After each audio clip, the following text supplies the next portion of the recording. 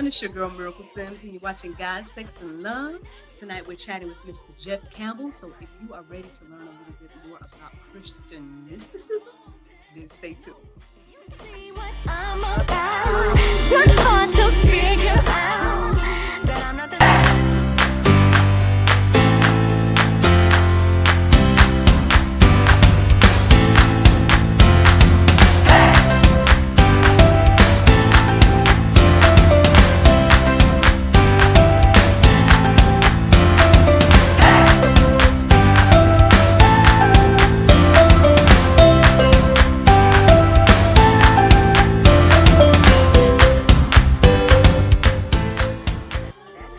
but is it worth the chance? Say we were more than that. Welcome back to God, Sex, and Love. I am here with Mr. Jeff Campbell. How are you? Oh, I'm doing just great. It's so wonderful to be here tonight. It's wonderful to have you here. Thank you so much for coming to God, Sex, and Love. Welcome. Thank you. Well, I'm excited to get to know you and everything that you have going on. So just tell us a little bit about yourself and your endeavors and where you are. Sure. So, yeah, my name is Jeff Campbell. I am a person who loves Jesus. I am a Christian mystic. I love to write, and I guess that's what we'll be talking about a lot tonight. I'm also a dad and a husband. I spent 20 years as an educator, and I'm now a teacher mentor in special education. So yeah, I guess that's the 2-minute introduction to me and my stuff. Awesome, awesome. And so where are you located? Central Massachusetts. Okay. I'm sort of a bi-coastal guy. I spent a while in Southern California and spent a while here in beautiful Massachusetts, and we're having sort of a gorgeous day, so I'm loving the warmth and summer on its way. Awesome, awesome. Well, look, you're spending a little time in Atlanta tonight, right? At least virtually. Awesome. Well, again, like I said, glad to have you here. I think you know what? It's the first time I've heard someone say Christian mystics. So we have to dig into that. Like, what? I know you write and everything as well, so I'm interested in learning about all of it. But let's start there. Christian mystic. What does that mean to you? Sure. So I imagine, I would hope the Christian is the easy part in all that. Right. And mystic is a funny word. People get spooked or curious. And for me, the word mystic is really about, are the boundaries between almost everything what they seem like they are. We go about our everyday life and we think, that this is a Democrat and that's a Republican. This is this kind of thing and that's that kind of thing. And when you dig down into a lot of that stuff, what you find is it gets to be really hard to know about those kinds of differences. And one of the ways I think it plays out the most is about where does man begin and where does God end? When we're thinking about maybe 2 Corinthians 15, if I'm in Christ, what does that mean? If I'm a new creation, what does that mean? And if my connection with Christ and through Christ God Himself is real, on the other side of that, do I even know where I begin and God ends? Mm, mm. That's very interesting that you said it in that way as well, because I know I talk about it on the juice all the time that, sometimes we have, like, they call it a God complex where we feel like we are God, right? Yeah. It's like, okay, we're made in His image, but it never said that we were. Yeah, sure. You know, but maybe that's where the line blurs, what you're talking about there. Yeah, I think that's right. Certainly it can be terribly abused, and I don't have any delusions that my knuckleheaded self in this body is anything like God. But I do think that in the right circumstances, I can come to find God inside my heart, and I can become something wholly new and different and much bigger than this little body of mine. Oh yeah, for sure, for sure. So is this something that you say that you're researching or that you kind of got a handle on? So Or, yeah, I guess my biography about it all is I came to Christianity sort of late in life. I spent about the first half of my life, those first 25 years. I was really a seeker.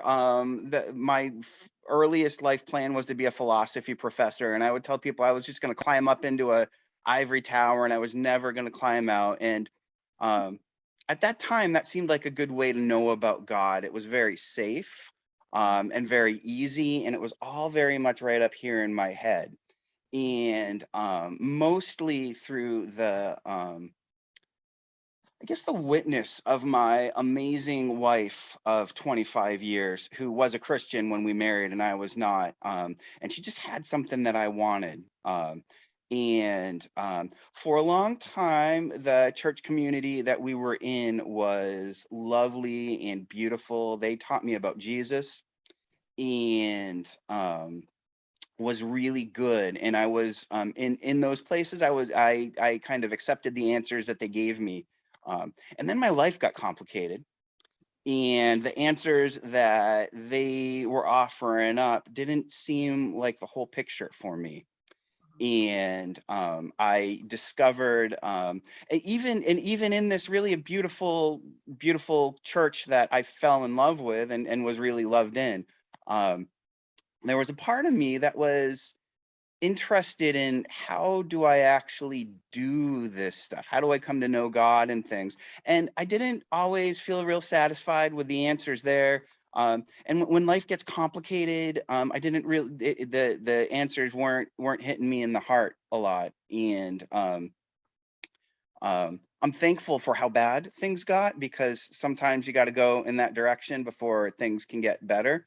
Um, and a lot of sort of strange circumstances sent me on this weekend retreat that absolutely changed my life. Was able to pull in, my years as a seeker, was able to pull in some of the strings from that time and give me some of these practices that I was missing. And I've just found out about our whole Christian lineage has all kinds of stuff that people get afraid of, practices people don't know about and they don't talk about, that are incredibly powerful ways to experience God's love and power and all that kind of stuff.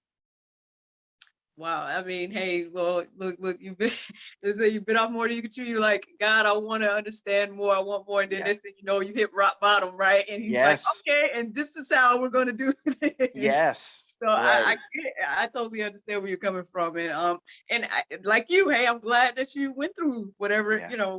those difficult things were, because he does use those things to draw nearer. Yeah. So it's got to be the glory for the hard times, because again, when you come out on the other side, you can share your testimony, right? Yeah. Right. Right.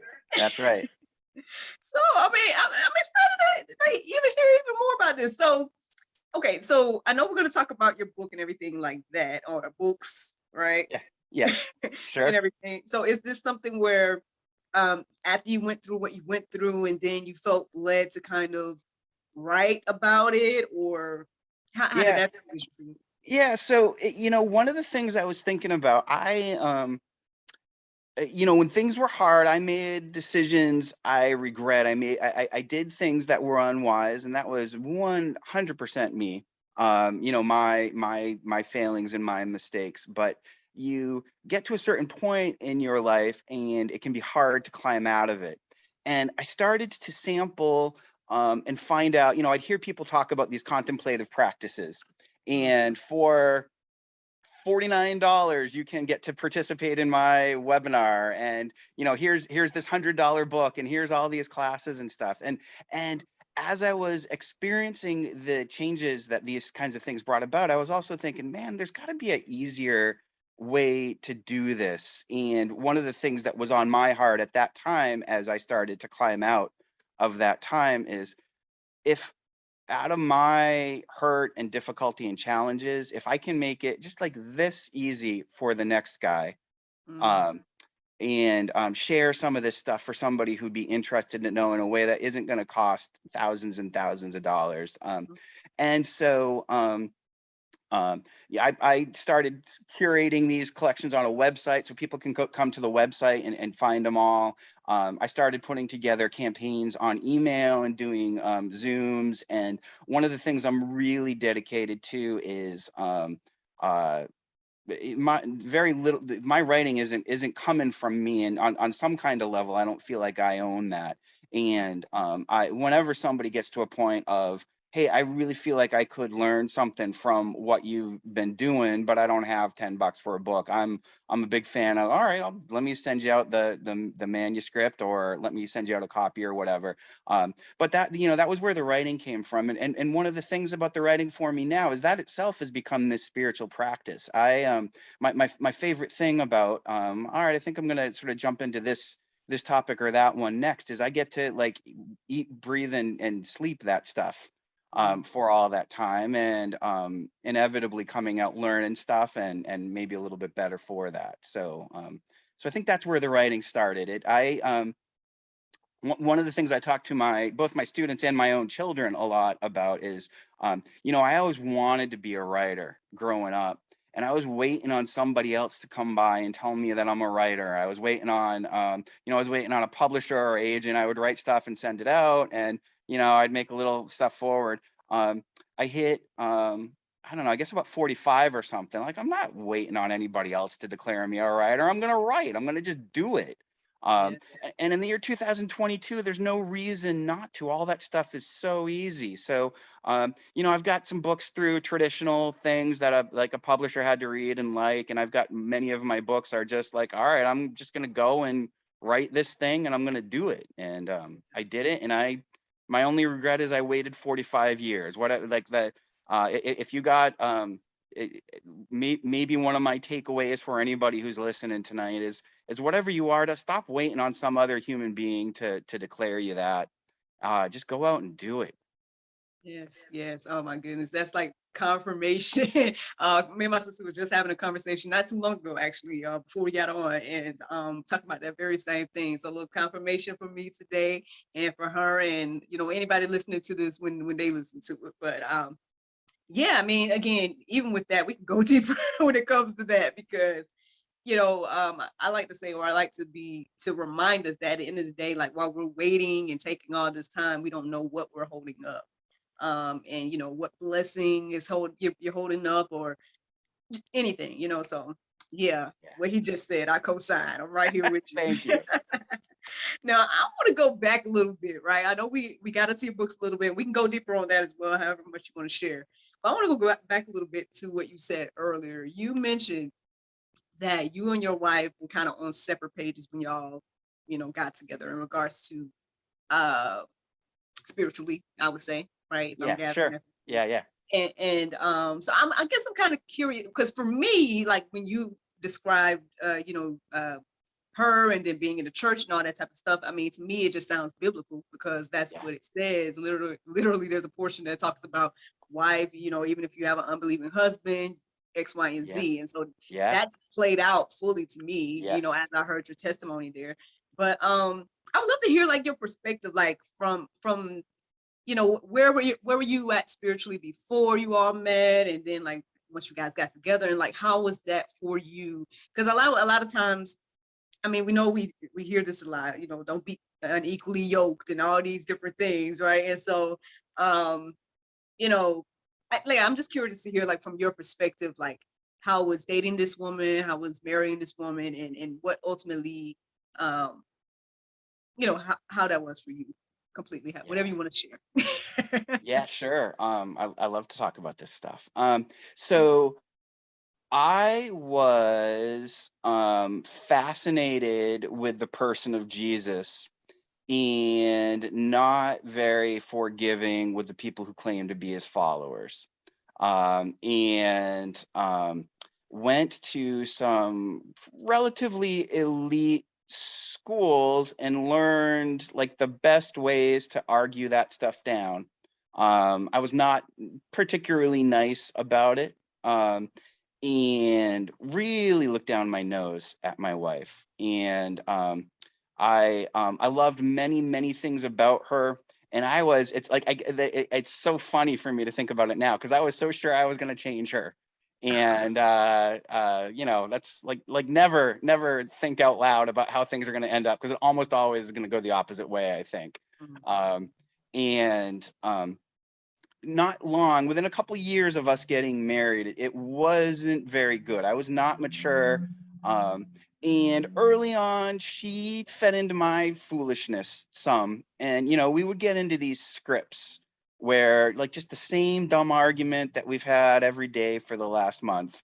Um, and there hit a point that I realized only one of us was saying the stupid, hurtful things, and it wasn't her.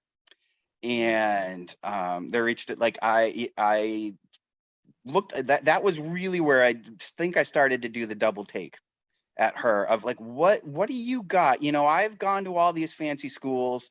I consider myself the deep, you know, like this deep thinker who's got it all figured out. So how is it that I'm the one who's still going on autopilot, but somehow you've got something I don't have, that you're able to be the bigger person and the better person and all that? And you know, and that's God right there, is what she had and what I didn't have. Mhm. Um, and so that was my sort of like humbling time, I think. And yeah, I guess I'll say a little bit about what came after, because I think it's really relevant. She ended up almost dying. She, at 3 weeks after having one of our kids, was retaining placenta, and that's relatively unheard of, to have that in your body. It's not good for you. And it was the night that she was in the hospital, and I was home with our other two kids. Mhm. And it's almost sort of embarrassing, because it's such a stereotype, that there was a thunderstorm outside, and like the thunder was going so much that like the windows were rattling. Like that doesn't even seem realistic, that would be the night that you're like, all right, this Jesus thing, I'm going to give you a try for real. Wow. But that was the night. It was like, you know, it was like movie levels of drama, of like lightnings lighting up the sky and all that kind of stuff. So that's how I kind of came here. We right around that time had found ourselves at the church, where I was starting to think, all right, I'll actually sit and listen to this sermon, and not sit here and look for what I can pick apart, but start to maybe see if it's got something for me. And that's how I landed here. And that was her, I guess, role in that. So yeah, I Wow. mean, what wasn't easy, but I guess I'm a fan of Unequally Yoked, because it landed me where I am now. There you go. There you go, man. I mean, sometimes again, things happen for a reason, like they say. I mean, Yes. um, so kudos to both of you all, strength through that, Yeah. willingness to stay together in spite of whatever differences. I mean, because a lot of those times differences definitely can make people married and not married, all of us, it's like just separates us or whatever. We can go on and on, right? Yeah. About how that happens. But so again, yeah, thank God for using those things to draw you, keep you all together. It also draw you near to him. Um, Man, it was something you said a moment ago, and I was gonna ask you something, but sorry. It just went away from my mind. Just thanking God for y'all. You were saying about, oh, goodness gracious, it went away. I'm sorry. Maybe it'll come back. Yeah, Maybe the maybe. question will come back. But yeah, I mean, well, thank you for sharing that aspect and that part of y'all's journey and testimony and everything like that. And let's see, goodness, I wish you'd come back because I think it was gonna be good. Like, I think it was gonna be a good question. It might come back anyway. So So share with us again, like, so you showed us how you came to this point where you are now in regards to, God used these down moments. Your wife almost passed, which I'm sorry to hear about that she almost was, because we talk about spouses on here obviously sometimes, and I'm married now and whatnot, and I can't imagine, like I don't even want to, like, even though he's the type that would be like, oh, I'm gonna plan out every aspect of stuff. I told him he reminds me of my mom, because she's like, she has her whole situation planned out and she talks about it, and I'm like, Mom, like nobody wants to even think about that, Yeah. But anyway, Yeah. I mean, I get it, preparing and whatnot, but yeah, thankful that you guys made it through and Thank you. maintained throughout that experience and whatnot. And thank God she's here, man. And Yeah, right. Right. you know, Absolutely. continue to live life now on the opposite side, Yes. right? So, um, goodness. I think it was almost about to come back. Ah, was it about your oh, all right. So, well, so how far apart was that between like when you, oh, you know what? Thank you, Lord. Thank you, Lord. So you remember earlier, right, when you were talking about, you were in this church and it seemed to be a good church for you to be in, right? Especially as somebody that was kind of new-ish, right? Yes. Yeah, To sure. accept Absolutely. it, right? And so, but at some point you kind of was like, okay, this is, it sounds good. It's okay. I need a little bit more, right? And to me, Yes. I call that being like, you had the milk, right? And you was ready for some meat, right? Yes. Yeah, and stuff like absolutely. that. And Right. so, and again, God did, you would obviously experience some things or whatever to get to the point where you could actually receive the meat, right? And so, like, I'm just wondering, I guess I'm curious, like, how far was that a long time between? Yeah. Yeah. I'm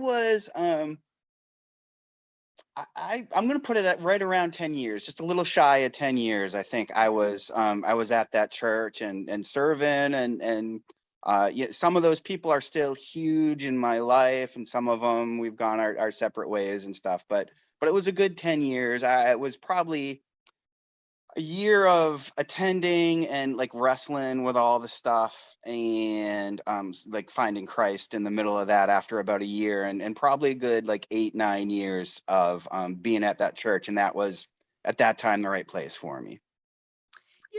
And I guess I can kind of relate in regards to, sometimes feeling like, okay, this is a good place, right? You hear good messages or whatever the case is, but sometimes you need to grow, right? You need a little bit more, Yes. whatever the case is. So have you like changed churches at this point, or like what Yeah. you know? Yeah, I have. The it was some sort of mental health stuff in the family that popped up, and what it started to feel like a little bit for me, and I'm not inside anybody's mind. I don't know, and I don't bear any of those folks ill will, but Christianity is a faith, obviously, that is about Jesus received punishment he didn't deserve. And it felt like in that community, there was a belief that if you dot all your I's and cross all your T's just the right way, what's going to happen is no suffering. And so if there's suffering going on in your life, then you're doing something wrong. And that was that was what kind of sort of pushed me out. I think I lost track of your question. Did I answer your question? Yeah, I mean, well, All right. that interesting because even what you just said right now is, doesn't sound biblical to me. I mean, there's a Yes. lot of Right. righteous people that dealt with a lot of things, in the Yeah. Bible. Sure. It's like, why are you teaching something else? And so rightfully so. I mean, I guess God's like, Yes. all right, time for you to move on or Yes. something. But it was there for that time in your life that you needed Yeah. it. Absolutely. And then sometimes we grow beyond, Yes. places. And so I think that was important to kind of I guess reiterate and whatnot, because I know sometimes we kind of stay places, Right. right, just because it's comfortable or whatever the case is. But I I find even with jobs and everything, I'm just like, at the point where, you find where if you don't move, God's gonna move you, right? Yes. So at Right. some point, Yes. if y'all had to stay, for example, then there maybe something worse would have pushed y'all out, you know what I mean? Yes. Absolutely. Yeah, we got to kind of listen to God and just move where he tells us to move and do what he tells us to do and everything like that. Um, I keep doing it. Because there's so many like questions and things to say with the things that you've already shared tonight, because again, a lot of it's really powerful in this testimony that you shared. One thing I like that you said that goodness, I can't quote you now. See, this is why I never have notes or nothing when I talk to people. But I guess these are the reasons why maybe I should. Like, while y'all talking, I should just be over here. Like, yeah, it's like I refer exactly back to it. But it'll come back to Yeah, me. I'm What sure. about you? So what would you like to share at this point? Like, because I know you have obviously multiple books and Yeah. Um, uh, I'd love to talk about my latest, my latest adventure in writing and sharing the things I'm doing. I think there was two things that were on my heart when I felt like time to start doing a little more writing and stuff. And one of the things is, the Bible is an amazing book that sometimes can feel so far away. Like, how is it I can go to Barnes and Noble and find, some ridiculous made up story, and that feels so real to me. And there can be times that that the things in the Bible that are important and real and true that can feel so distant. Um, and I also started thinking about when I was at that lonely spot in my life where I just started having this little hankering for something a little more.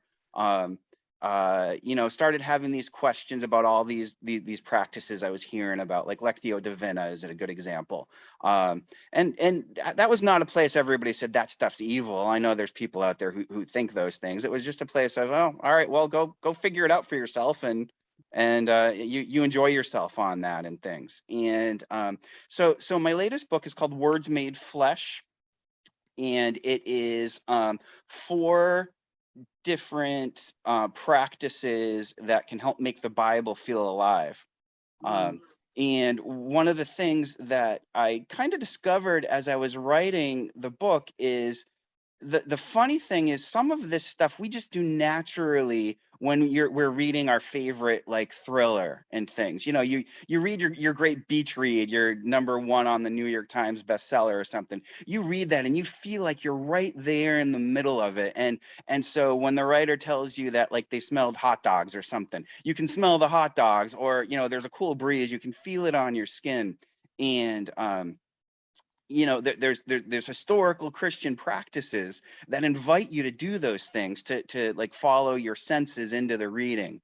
mm, And that can open up a whole new world of experiencing these incredibly powerful stories in a mm, brand new way. So Words Made Flesh is broken up into 4 sections. It's got a section about prayer, and I don't think I have a whole lot new to say about what such an enormous topic. It's like prayer. I guess what I want to say is prayer can mean hundreds of different things, but in terms of this book of mine, Words Made Flesh, what I was really looking at is how can we use the Bible to drive our prayer time. And so I write a little bit about the idea that sometimes we can read how somebody talks to God, and we can use that as like sort of a template for our own prayers. So like the way that Mary cries out to God, that can help me to talk about my own situation to God. And then there's other times that like we might be so lost and alone that Job's words or the words in Psalms and stuff, sometimes that's all we got. mm, um so sometimes we almost need those prayers to pray for us, because we don't have the words for ourselves yet. mm, So I look at that a little bit. I look at the process of journaling in there as well. I look at a practice called Lectio Divina, and that's Latin for like prayerful reading. And so it's a process you can approach in a lot of different ways, but it's really about inviting God into the process. And as I was doing my homework for our time tonight, and I was really enjoying your podcast and stuff. I don't know if you know about Lectio, but the end time when you're looking at different verses and talking about like, God put this on my heart as I'm reading that verse. That's just Lectio. I mean, it sounds really fancy and maybe a little intimidating because it's not English words and all that. But mm, but Lectio is about like, all right, I'm reading God, and what's that doing, God's words, and what's that doing right here in my heart right now? What's the phrase in there that I'm noticing in mm, there? So that's Lectio. And the 4th practice that I explore in there is sometimes people kind of put it together with Lectio, but I think it's helpful to think about it differently. That's called holy imagining. And holy imagining is when you go in and you're exploiting all the sensory stuff. So you know, if Jesus is getting baptized, how's that water feel? Is the water hot or is the water cold? You know, if John is speaking to him, is John like yelling in anger, or is John just speaking calmly, or is he speaking with awe? Like answering all those kinds of questions, and maybe like doing the same passage in 2 or 3 different angles and things can just like sort of open up whole new levels in there. That's the book I'm thinking about these days. That's the one I'm the most proud of. That's what I got going on, I think. Well, cool. Look, you know what? I'm telling you about like divine things, man. Because like as soon as you start talking, like that's what I was going to talk about. The fact that because you mentioned it earlier in regards to basically, I'm paraphrasing. I'm not saying your exact words, but you know, you make pretty much like making the Bible real to us now, type of thing. And that's something that I've been kind of exploring as well, because as I do my daily Bible study situation that I do, I'm asking this question a lot. I'm like, why don't we do this? Like, why don't we Yeah. do this? Nigga, it Yeah. seems like it's so plain, so clear. Like, why don't we live like this or whatnot? And then what would that even look like? That's something else I've become a little bit curious of. Like, but what if we actually live the way the Bible tells us to Yeah. live? Like, what would that look like? And I'm not saying that nobody has ever done it, right? But Right. I don't know if I could say, well, I've only been on earth 35 years now, you know what I mean? So I've only seen so much. But I mean, if I just try to think about like what we've been taught and all these different things, like, has there ever been a group to just really do everything? Yes. Or, you know what I'm saying? And if so, then like, Right. what does that look like? Was that only back then, or like, what would it Yeah. look like now, you know, and stuff? And so, one thing I do like about Jesus, I know the name could be controversial, so thank you for coming in spite of the name, right? But obviously you can see me talk about everything on here. But the thing is, what I think one thing that I've come to see as I've been doing this, and as I've been doing like other segments and having all these conversations, is that ultimately I believe that it's ultimately showing like God needs to be right involved in every aspect of your life, right? Yes. And hopefully at some point, you know, who knows, there's some ideas. I feel like God's giving me some ideas of some different stuff to do eventually one day. Maybe some other shows or something to actually kind of show what that looks like or whatnot in some ways. But yeah, so kind of like I said, I love that you said that earlier. I love that you have this book that is, you know, giving some practical ways to do these things in our life, you know, and stuff, because yeah, I think that's what God wants at the end of the day, right? Yeah. Like he wants to be Right. involved in every aspect of your life.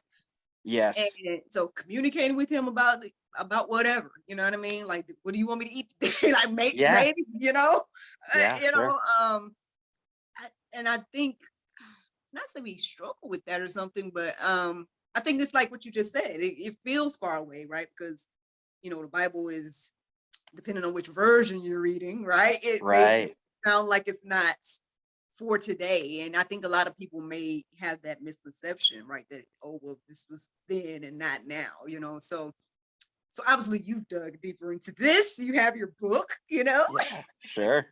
I mean, you know, like, I mean, I would ask you what do you think about what I just said, but obviously you just said what I just said. No. So it seems like we're on the same page here. Yeah, you know, it did kind of bring something up for me though. One of the things I was thinking about, which, and by the way, that was wonderful. Thank you for sharing that. That was great. I think that when I'm not at my best, I can look at something and I can say, you know, if I start doing this, this is what's going to happen. I always think that I know how it's going to go if I take on this practice. Like only if everybody did this one thing, this is how it's going to go. I think the reality is, if we could figure it out, we wouldn't need to do this thing, right? Like half the time, this thing that we should do is something that we would do in faith, and what we would find is on the other side of after having done that, we actually get transformed in all kinds of ways that we would have never ever even seen coming. You know, it's maybe a little bit even like when Jesus talks to his disciples about, well, who do you say I am? And the mistake everybody made was, well, you know, this guy over here thinks you're like this person in the past, and that guy over there thinks you're like this person in the past. But that, you know, that new wine in the new wineskin, that was not, they didn't even have a template for that. They didn't even know how it's going to go. Jesus was something wholly new. And that's maybe a tiny bit like the transformation that's going to happen on the other side of, if we actually took this stuff up and actually took it seriously, we're not even positioned to be able to imagine what it's like on the other side of that, because we haven't been transformed by it yet, I think. Yeah, yeah, and I guess that's why, I feel like I reiterate this verse all the time on the juice as well. Like, we're supposed to renew our minds, right? Yes, Not right. lean to our own understanding, Yeah.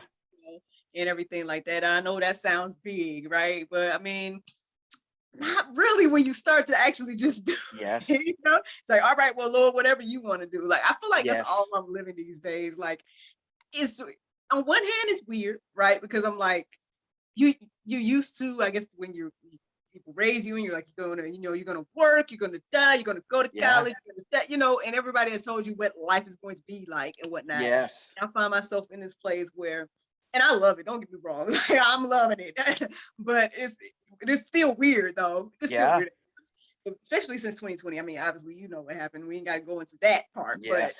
but for me, I felt like it was very like refreshing and renewing. Like I finally started to tackle it. Well, not started because I had already kind of started in pieces, but I finally was like, I'm going to do it. I have nothing else to do.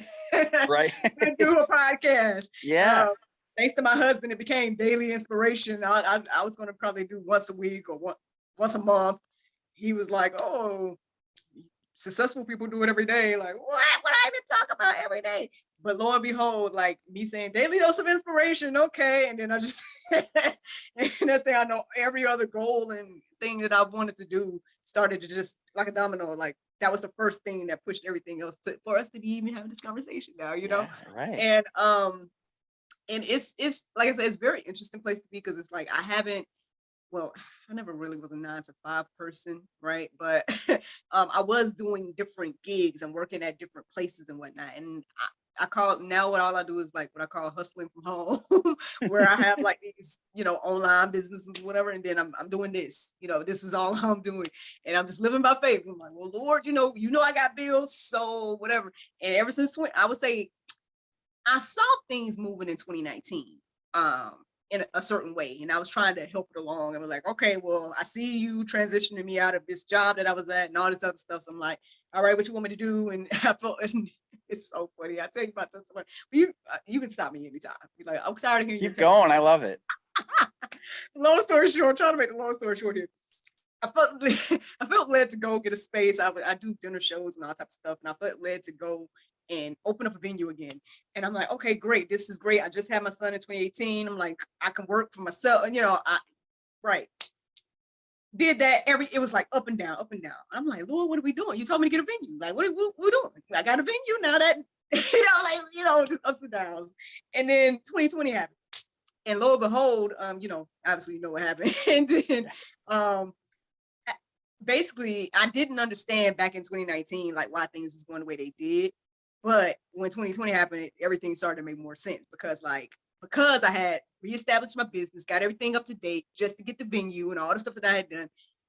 When 2020 popped off and everything was going on, I was able to get like some assistance when it came to small businesses and stuff like that. That kind of helped. Obviously it helped our family.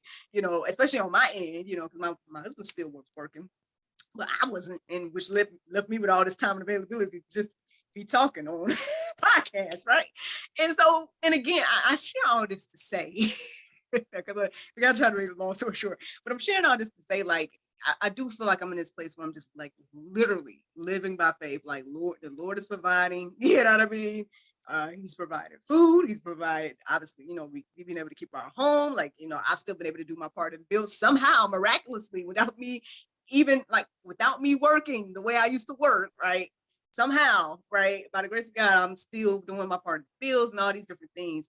And I'm talking about it a lot, go to podcasts. I'm like, hey guys, just live by faith too, but I know that sounds weird to people, right? Because I was already an entrepreneur, so there were some things already established for me, but I know that might not be everybody's thing. And I think, but again, I think that as well as the combination of like what I was saying earlier about things that we've been taught about the certain way to live and all this type of stuff, those type of things get in the way of what God can do in moving. Like I feel like, and that's the beautiful thing about what I feel like why I shared that with 2019 and why I shared with 2020, because I just so happened to kind of be going live. In 2019, I was going live and I was just sharing the journey about the venue. And I just was like, one month I'd be like, everything's looking okay. We paid the rent, gonna keep going. Then at the end of the month, I'm like, it's the first is tomorrow and we don't have the money. Then next thing I know, the next month I'm like, so we paid the rent and Yes. and it was like the Yes. weirdest thing. And I know, and like, but I appreciate that because it was like, well, because it was like documenting it without meaning to, right? Right. God, it's like blessing out of nowhere. And it's like every time the whole year it was like that. And I feel like that plus 2020 and everything, it's allowing me to see God moving in my life. Right. Because it's like I know Yeah. what my accounts look like. And then Yeah. all of a sudden something done happened where I can tell you, and so yeah, I mean, yeah, it's weird, it's different, it's it's one of those things where it might sound like a miracle, it might sound crazy to some people, but I think the more we do that, then the more at least in the places where we can, like, I think we should probably do it with everything, but at least try to start doing it with some Yes. aspect of your life, and then you can kind of Right. start seeing what he does with that faith. Like, I know Yes. I said a lot to get there. I'm trying to tell the people, man. I'm trying to share a little bit of my testimony as well. Like, maybe people think we're crazy tonight. They probably think you're crazy with all this. That I have that effect on people. That might be true. And they think I'm crazy with all this, oh, just let my faith, let the God move. But I mean, it's true though. I mean, I believe that the Bible people were doing, people in the biblical figures, let me say that correctly. Bible people was doing it too. But yeah, I believe the biblical figures was doing that as well. Like, living by faith and stuff. But I think a lot of times we're just trying to do so much ourselves that Yes. we're missing what God is doing. Right? Like, Yeah, absolutely. Absolutely. I don't know what it was today. I was thinking about the Gen Zers. I was thinking about the kids today and was so thankful for them because, when I was 19, 20, I remember thinking, well, I'm supposed to go get a job or go to school, and I accepted all these things, and they didn't come from God. It really came from the government. It came from society. It came from some rich guy who wants me to be like slaving away for minimum wage or something.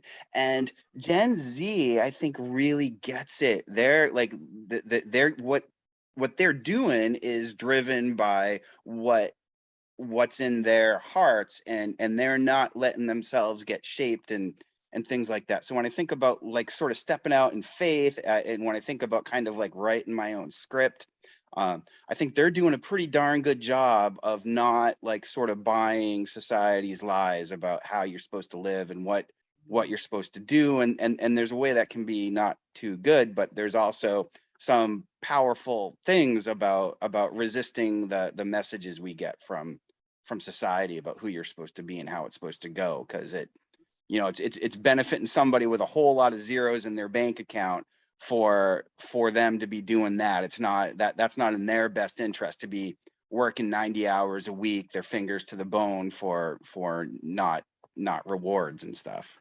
mm-hmm. But even as you said that, I was wondering to myself, like, how powerful would they be, or would it be, if they were like into the word and allowing Yeah, God to sure. lead them and Sure. guide them in their Yeah. lives? Then, I mean, we hear about the remnant, we hear about the kingdom, and everything like that, and these kingdom citizens and whatnot. I laugh because I'm thinking about like a particular minister. But I love their movement. I'm not laughing to make fun or Yeah. anything. But yeah, I mean, so I mean, we need to be discipling these people. You know what I mean? Yeah, sure. And I guess in whatever way we can, because we see what the world's doing. Yes. and I mean, is there anything else to say about that? And I think again, that's why, maybe these books that you're writing, the shows that I'm doing, like, and stuff like that. I think, hopefully it at least balances things out to have the conversations, and then at the end of the day, people can make their decision, because God Yeah. gives will, to make your own decision about whatever. But also presenting it in a way where it's not like fake, right? Right. You Yeah. know, Yes. because a lot of when people think about Christians or what I do, the first words you're probably going to hear is hypocrite, or like you Yeah. said, in the Yeah. beginning, Absolutely. Yeah. you know. And it's like we gotta at least, I think for me, one of the things is like, be real, man. At the end of the day, I share Yes. my struggles just like I share the wins. I'm like, hey, Yes. I failed in these areas, but this is where God brought me from, X, Y, and Z. And I think GSL and everything, I appreciate people like you and the other guests that have been on here and been just as transparent, as I've tried to be as well, to that hopefully whoever comes across these videos and recordings or whatever the case is, that they can kind of have a place to not. Okay, here we go. I was gonna say not feel judged, but look, I don't like that, because on one hand it's like, look, man, at the end of the day, there is a thing called righteous judgment. Okay, so let's not like pretend like we as Christians don't judge to some aspect, because I mean, at some point, right is right, wrong is wrong, X, Y, and Z. I think that should be clear as well. But anyway, but yeah, I mean, a lot of people just feel judged about whatever choices they make and whatnot. And I'm like, well, at the end of the day, for me, I'm not judging you, but I believe that the word does, and I believe that. And I think that's probably where some of it come from. I feel like, you can correct me if I'm wrong too, but I'm like, I don't feel like the issue is really even with, well, it depends, but majority of the time, I don't think the issue is like with the Christian itself. It's like, well, it's what the Christian is saying. And that means it's what the Bible is saying. If they're saying what the Bible is saying, then, people take issue with it. But I'm like, well, I mean, are we going to pretend that it doesn't say that? Or like, what do you want me to do? Yeah. So, yeah, I know we could probably go on and on with that as well. So sorry. Oh, goodness. Well, I don't want to be long your time. I know you probably have more things to do, more books to write and everything like that. But is there anything else you would like to share with us tonight before you leave? It has just been so wonderful to be here. I thank you for your time and this wonderful conversation. And yeah, thank you. No, thank you. Thank you for your time as well. Please tell us where we can find, you, your books, social media, whatever you want to share. Yeah. So Amazon's probably the easiest place to locate my my books.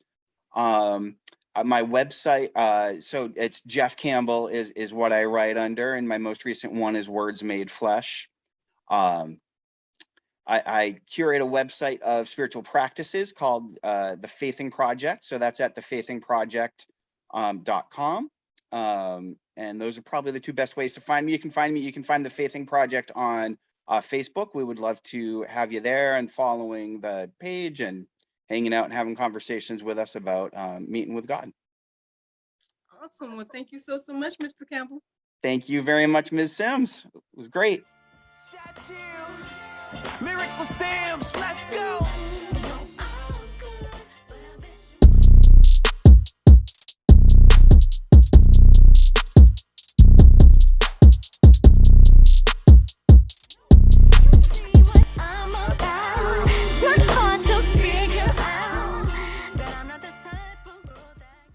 Thank you so much for watching God, Sex, and Love. And thank you to Mr. Jeff Campbell for joining us tonight. I hope that you all enjoyed this conversation. Check out his website and all of his endeavors and his books. And do not forget to like, subscribe, and share. Have a good night.